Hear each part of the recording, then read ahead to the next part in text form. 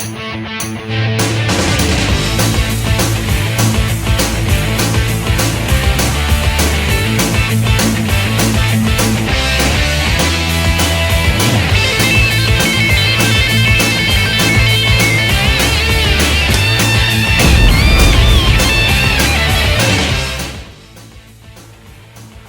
and welcome to Media Maniacs with your hosts Russell Courier and Talon and Russel.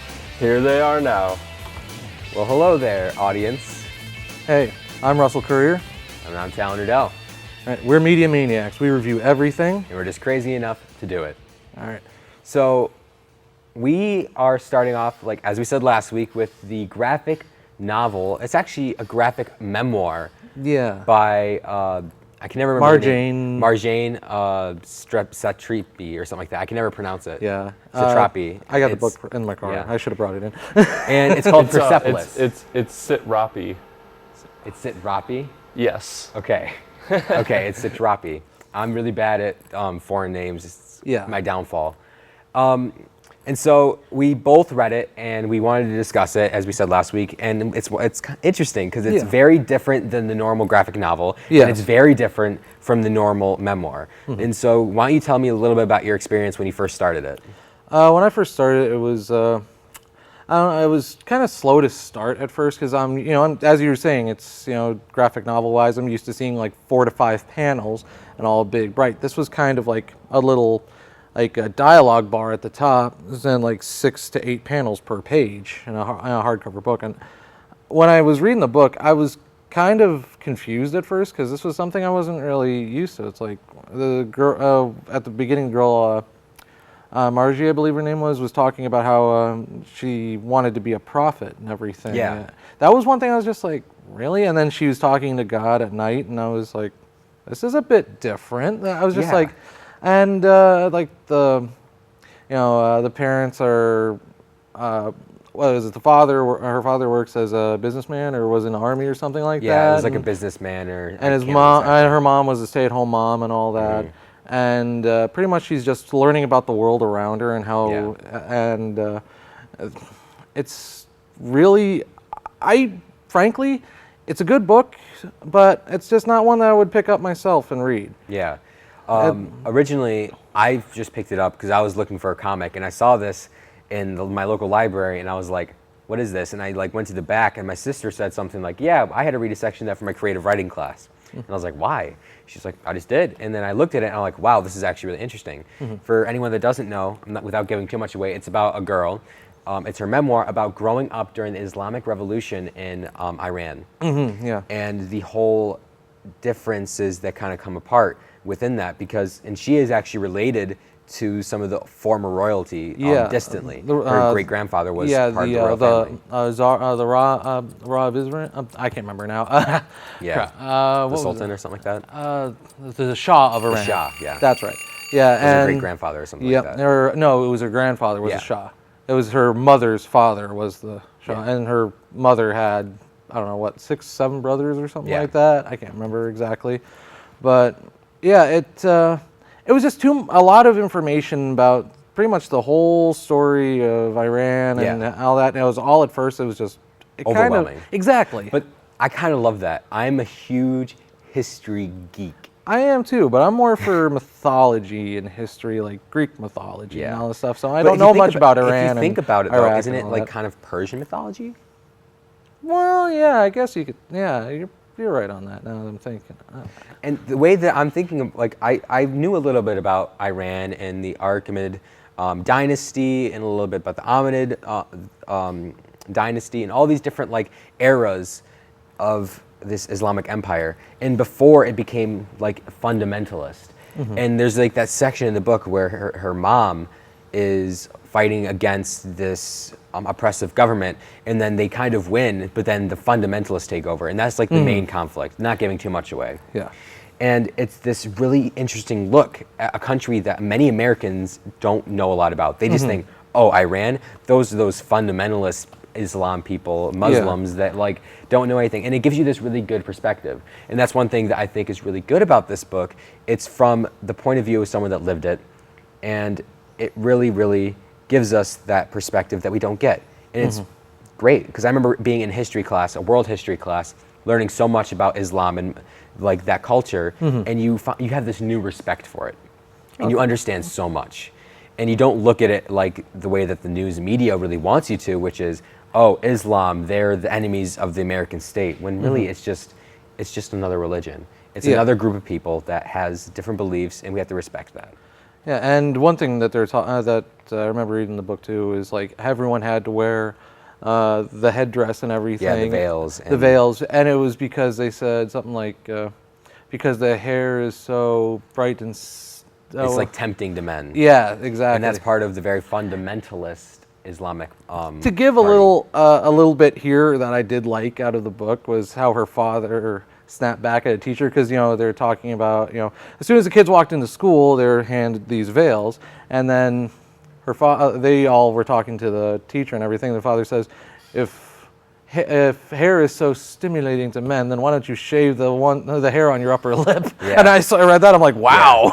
Yeah, exactly. So that was some really good. I thought that was kind of funny and good dialogue. Yeah, and even just besides the storyline itself, which was intriguing, which was mostly what we've been talking about, the art itself. She drew everything herself, and it was fantastic. It was very simple, but it really was evocative of the story. Yeah, exactly.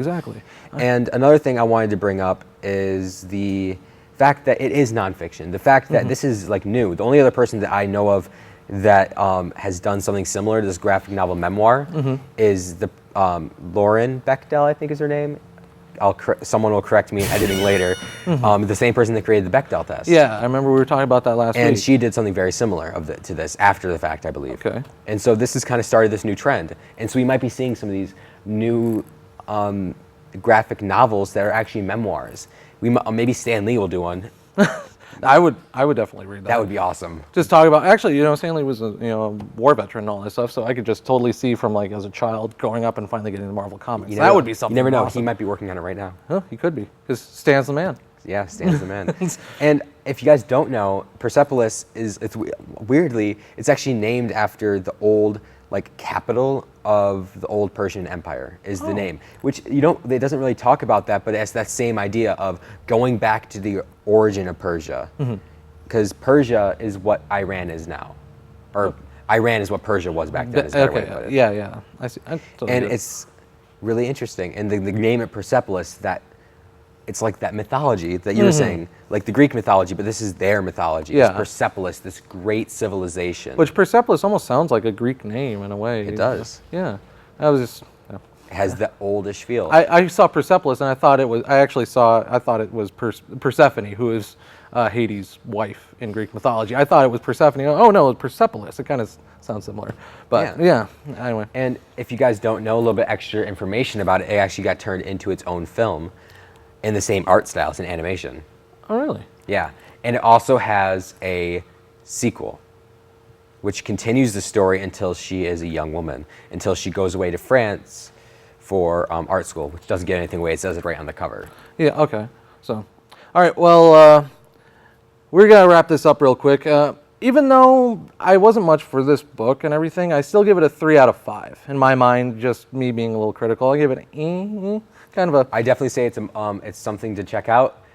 Something to look into. If you guys are interested at all, check out your local library or go to Amazon or any other website and make a purchase. All right. And we'll Highly be right. recommended. All right. Yep. And we'll be right back. We're going to do a review of Whiplash with J.K. Simmons and Miles Teller next. Stay tuned. Hi everyone. Don't forget you can purchase DVDs of your favorite shows from OCTV, whether it's Minutes by Minute, our Community Access, or Connie's Kitchen. Just call the station. Our number is 248-628-9658. And enjoy watching all of our shows on OCTV.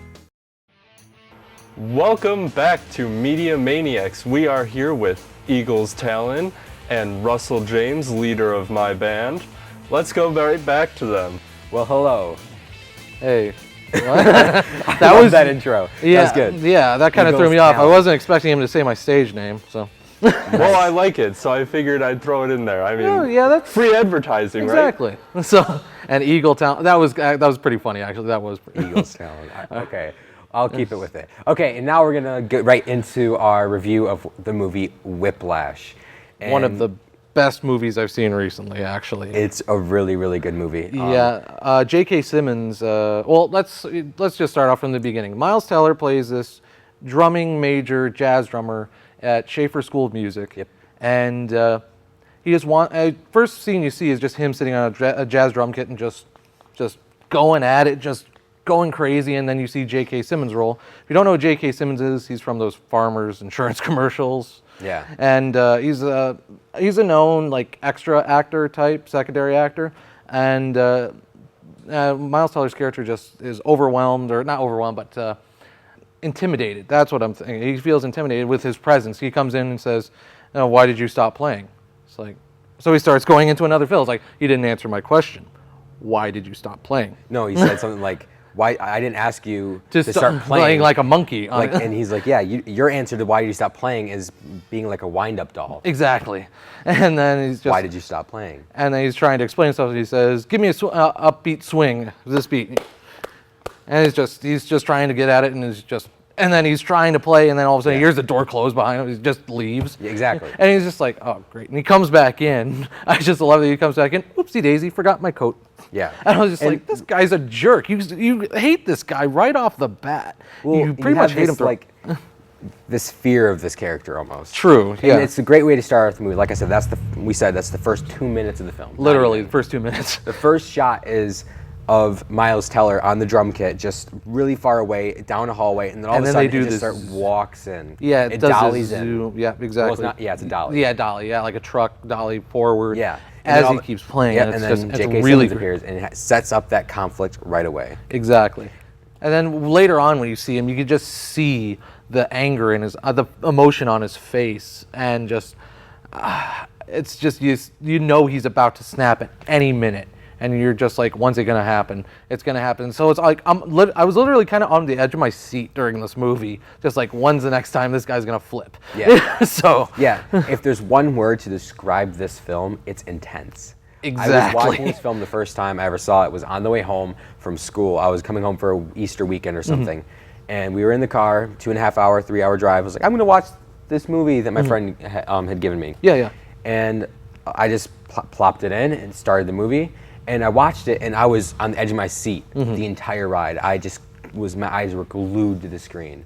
Yeah, I was the same way. I just rented it a couple weeks, about a week ago actually, when we came up with the idea to do this review. And I wanted to see this. I saw the trailer a long time ago, and I just really wanted to see it.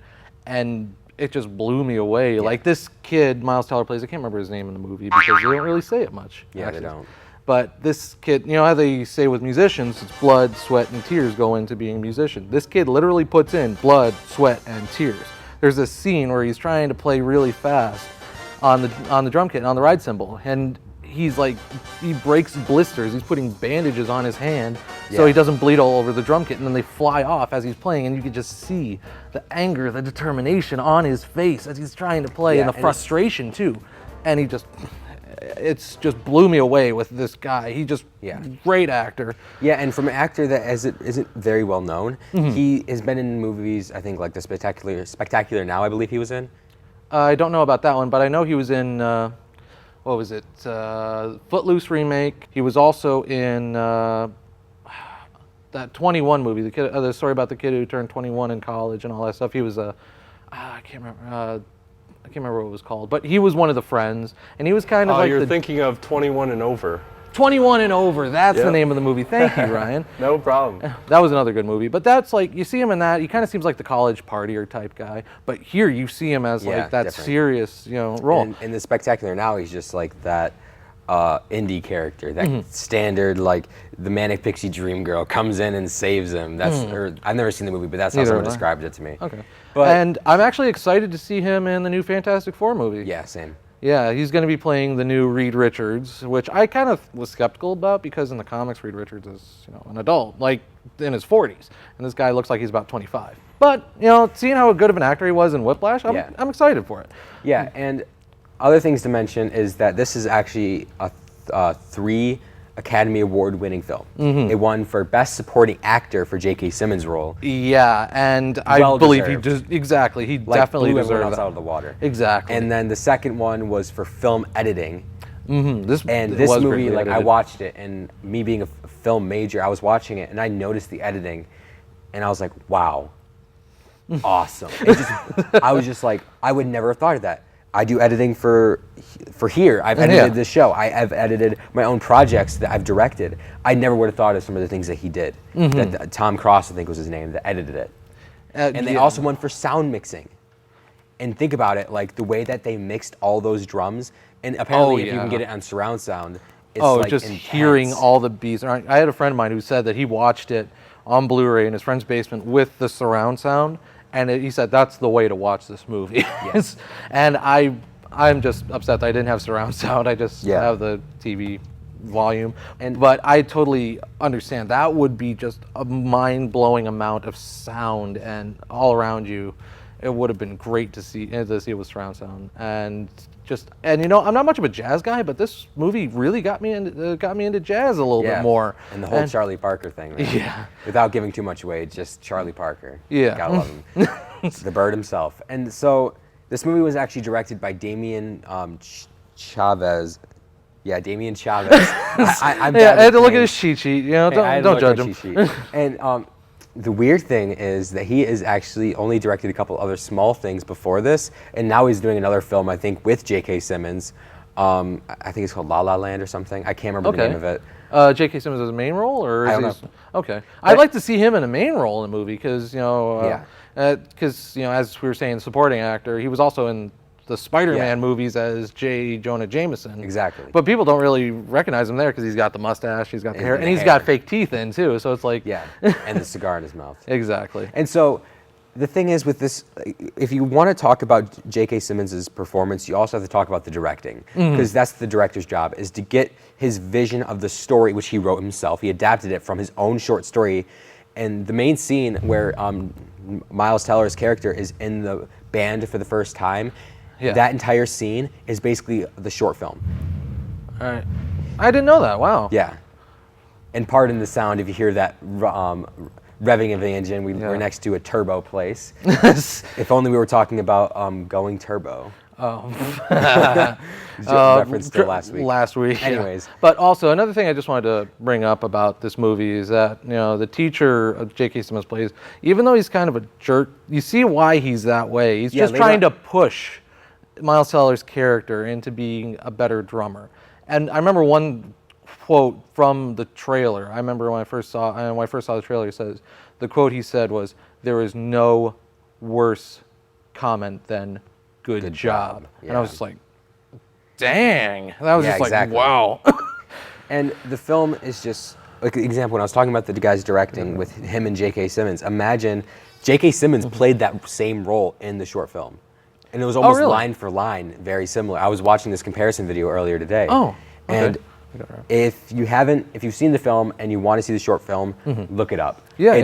Or look up the side-by-side comparison. It was really interesting. And the directing that he did and how he framed the shots and how he did everything is just very evocative. And even the color scheme. How a lot of the time when it's J.K. Simmons and him are in the same room, there's this very yellow tone to the film. And yellow is usually happy or happy-go-lucky, but in this, it makes it feel like he keys in this color and makes it very intense. I agree with that. Later on, when it's more normal, like it seems more white and black and all these other main colors, and it's not as tinted, it's more like you have this moment to breathe, and that's when it gives you those moments of surprise. All right. Well, I definitely give this one a thumbs up. This was as I said at the beginning, this was one of the best movies I've seen recently. Whiplash. Go see this movie. It's rated R. You don't want to watch it with the kids because J.K. Simmons. There's a lot of swearing. Exactly. And that's one thing that just surprised me about J.K. Simmons, just cursing throughout the entire movie. I'm like, this is different. But with the character, it was well. It was it wasn't one of those movies that it's swearing for no reason or swearing to get like a dumb laugh or like a hee hee hee.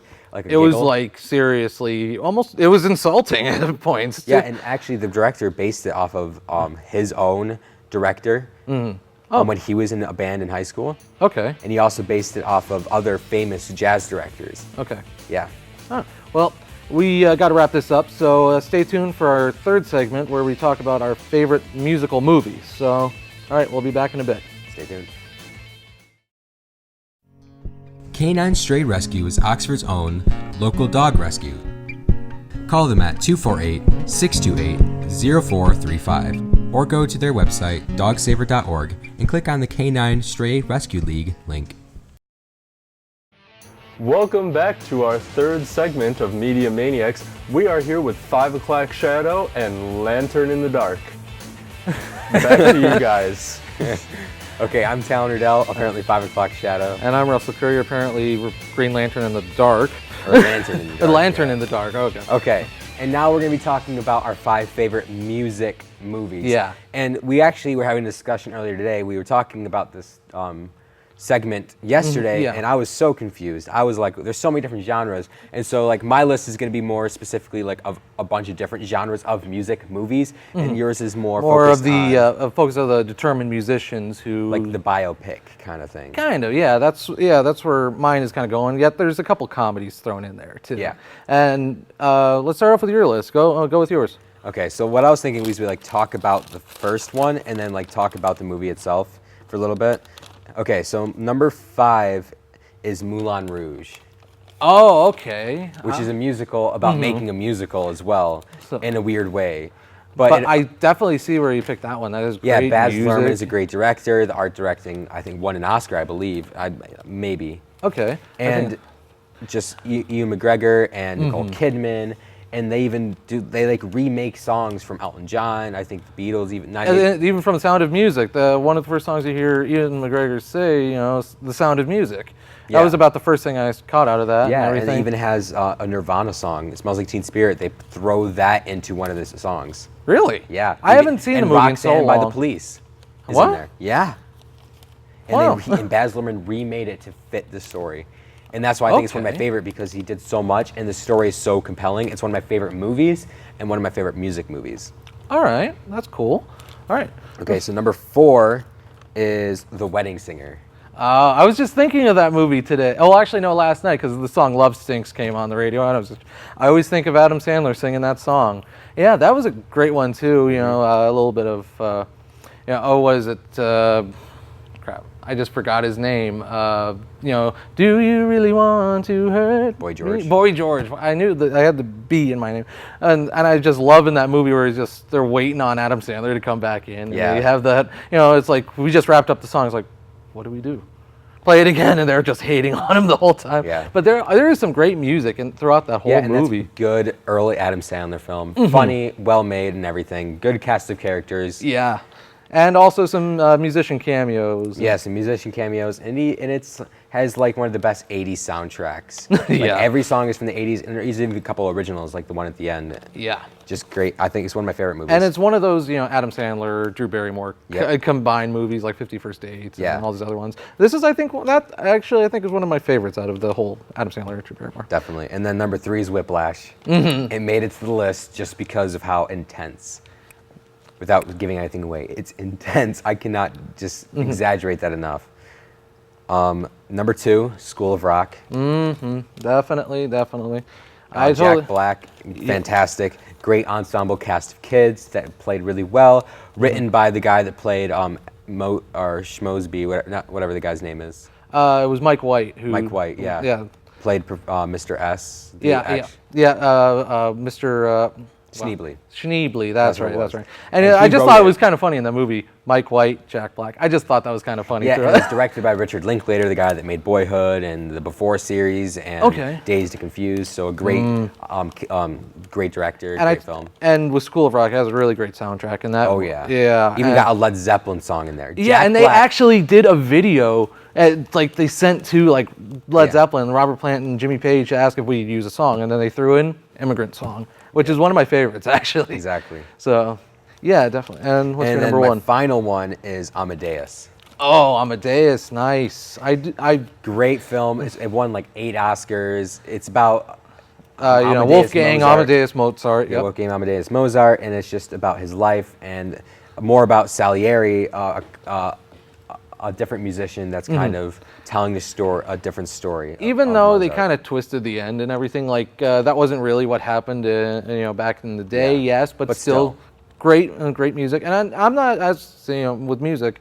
if it appeals to my ears. Like, I don't much listen to classical, but I did love the music of this movie. Yeah, I'm a huge Mozart fan. Okay. Okay, so give me your list. All right, my top 5. My at the 5th spot is Ray, because I love Ray Charles music. I Jamie Foxx. Yeah, and Jamie Foxx, he first got his start in the TV show In Living Color with Jim Carrey. Yeah, it was that's where he got his start, kind of, with comedy and all this stuff. And seeing him pretty much look exactly like Ray Charles for one, that was great. And just throwing in all the great songs, like just all these great Ray Charles songs, and just songs all in general, just beautiful. It's just to see him come up as as that actor. And I love the story behind it too, like the unknown story of Ray Charles. And I'm not going to spoil anything, but just all around great movie. Yep, I agree. And my number 4 spot is a kind of a lesser known movie. It was a straight to VH1, like straight to TV movie called Hysteria: The Def Leppard Story, which has unknown actors play each character, and how the band got their start in England. They were in the machine type area of like working in factories. But that's another one where it's like has Bringing on the Heartbreak is one of their ones they play. One of my favorites is Rock of Ages, one of my favorite songs. Song. Exactly. And it's just got all those great tunes, and that kind of got me more into Def Leppard, actually, just seeing that and just seeing all the trouble they went through in their lives and seeing the music and everything. My number 3 spot is actually another movie with Adam Sandler, Airheads. It's kind of, not many people know of this movie. I don't think I've heard of it. You never? It's, who is it? Adam Sandler, Steve Buscemi, and Brendan Fraser. They're in a band, all 3 together, called The Lone Rangers.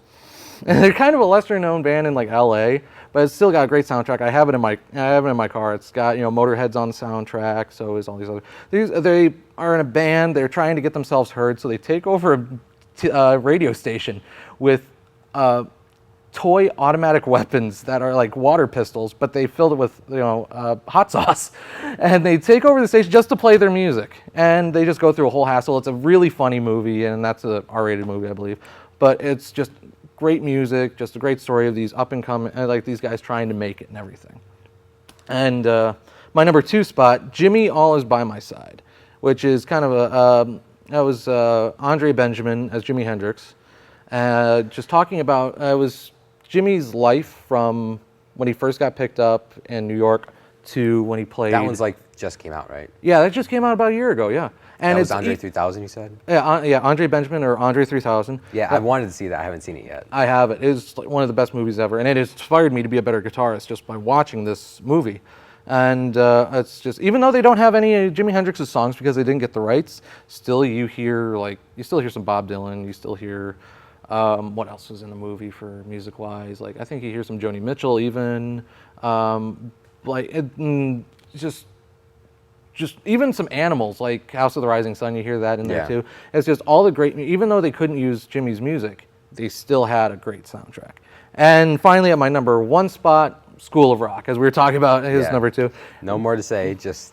Yeah, the reason why I put that at the top of my list is because if it wasn't for School of Rock, it would have been, I wouldn't be a guitarist, I wouldn't be into like hard rock music and all this stuff, so that's why that's at the number 1 spot. And when I first heard Back in Black, it blew me away. When I first heard it just, I need to know what that is. But anyway, all right, so that's our... I wanted to say there's a couple movies I wanted to throw in, like Don't Forget, because they're really good movies critically. Walk the Line, This is Spinal Tap, and a movie I watched last night added that to my list. was Once, a very independent movie that did really well. It's like my number 6. Great movie, something to check out. Yeah. So. And I think that is all we have time for today. Yeah, that's all we have. Okay, so that is it, and we are Media Maniacs, correct? Yeah, we are Media Maniacs. And what do we do? We review everything, and we're just crazy enough to do it. Join us next week. Thank you. Thank you.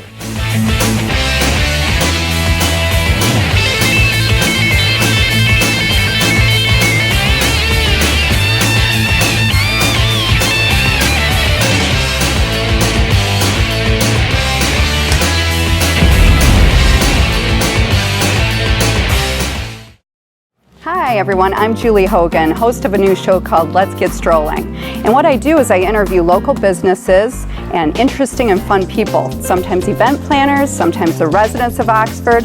Maybe next time it could be you. Join me next time on OCTV on Let's Get Strolling.